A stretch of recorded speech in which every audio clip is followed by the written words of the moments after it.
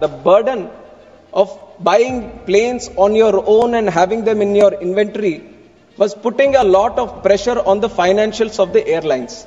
So one innovative model came out, which was the leasing model. और ये जो 3-4 stakeholders हैं इस पूरे leasing इसमें, वो सारे अलग अलग देशों में बैठे होते हैं. और जब आप इंटरनेशनल ज्यूरिसडिक्शंस ऐसे डील करते हो, कई सारे समस्या आते हैं कि ये लीजिंग इंडस्ट्रीज को स्ट्रीमलाइन करने के लिए. और 2001 में इसी कारण के साथ उन्होंने सोचा ग्लोबली सिविल एविएशन को ग्रो करना है तो हमें कोई कॉमन ज्यूरिसडिक्शन लेके आना पड़ेगा. The Law Ministry suggested at that time that India can accede to this convention by giving a cabinet approval, and we have become a signatory of the Cape Town Convention.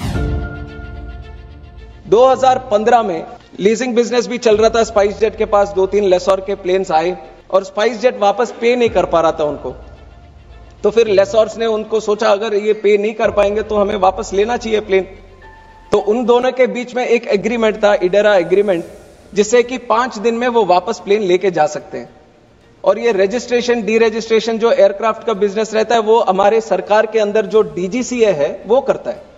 तो लेसोर DGCA के पास गया और उन्होंने बोला कि ये तो पैसे नहीं दे रहे तो हमें वापस लेना चाहिए. पर डीजीसीए उस समय बोलता है कि जो अभी जो लॉ है, कोई लॉ ऐसा नहीं है कि जो मेरे को प्रावधान देता है कि मैं आपको ये एग्रीमेंट के तहत डी रजिस्टर करूं. फिर उसके बाद हमने क्या किया, रूल्स बदला हमने कि डीजीसीए को पावर दिया कि आप डी रजिस्टर करो. But we all should realise that the rules are a subordinate legislation.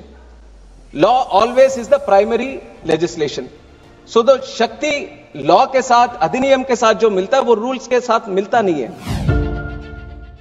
और बहुत सारे बड़े बड़े एविएशन से रिलेटेड कंपनी वो सब मिलकर एक ग्रुप बनाए, एविएशन वर्किंग ग्रुप, और वो हर क्वार्टर में केप टाउन कन्वेंशन का कंप्लायंस एक इंडेक्स निकालते हैं, स्कोर निकालते हैं कि किस तरह से ये इस देश में क्या स्कोर है. और ये सारे इंसिडेंट्स होने के बाद उन्होंने देखा यहां पे तो लीजिंग करना बहुत मुश्किल है. यहां तो यहां के लोकल लॉस के वजह से तो हमारे एयरक्राफ्ट फंस जाएंगे अगर कोई पे नहीं कर पाए तो क्यों करें यहां पे बिजनेस. तो वो जब लेते हैं, क्योंकि ये एयरक्राफ्ट ये कंप्लायंस का स्कोर कम हो गया. कितना कम हो गया? 50 तक आ गया नीचे. Singapore had around 92, USA had around 90, New Zealand has around 90, Ireland has around 89. तो अगर ये स्कोर कम हो जाता है तो प्लेन लीज करने में हमारा जो प्रीमियम रहेगा वो बहुत बढ़ जाएगा. और कितना हद तक बढ़ेगा? ये 8 से 10%. ये काफी लोगों ने इसके बारे में भी जिक्र किया था. तो ऐसा है कि अगर लीजिंग का स्कोर कम हो गया तो इस तरह के हालात पैदा हो जाएंगे जहां पे आपको लीजिंग करने में बहुत सारी दिक्कत होंगी. And the rate of which the planes are coming into the country are up to 5 to 10 only.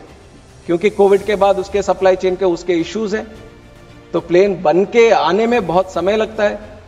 तो 1700 प्लेन्स अगर हम बोलें कि 5 से 10 हर महीने में आ रहे तो ये 1700 कब तक आए? पर एयरलाइंस के मन में है कि इतना बड़ा डिमांड है, हमें इतने सारे प्लेन्स चाहिए. अब तुरंत अगर प्लेन्स हमें लाने पड़ेंगे तो लीजिंग ही एक मौका है कि लीजिंग कहीं किसी के पास है तो तुरंत लेके आए. और लीजिंग का प्रीमियम आप इतना बढ़ा दोगे क्योंकि यहां पे संविधान उसके हिसाब से नहीं है, उसके लॉस इतने यहां पे प्रोटेक्टिव नहीं है, तो उसके लीजिंग कॉस्ट बढ़ जाएंगे. कोई देने के लिए भी तैयार नहीं रहेगा. तो प्लेन्स उतने जितने चाहिए उतने आएंगे नहीं, और जो आएगा वो भी बड़े दाम पे आएगा. तो एयरलाइंस का तो जैसे आपको पता है वो तो बिजनेस का वो है, तो जैसे उसका वो लीजिंग कॉस्ट बढ़ेगा उसका वो तैरते वो पैसेंजर पे ही पड़ेगा. अब फिर एयरफेयर्स का वही डिस्कशन चलता रहेगा. तो क्योंकि हमें एयरफेयर्स भी रीजनेबल रखने हैं और एयरक्राफ्ट के फ्लीट भी हमारे देश के अंदर बढ़ाना है, तो उसके सेंस में ये बिल हम लेके आए. और मैं सोचता हूं कि आप थोड़ा स्टोरी इसका समझ गए होंगे. तो इसका मेन कारण हमें ये बिल लेके आने के लिए इतना है कि हमें AWG ग्रुप में जो स्कोर है उसको हमें बढ़ाना था.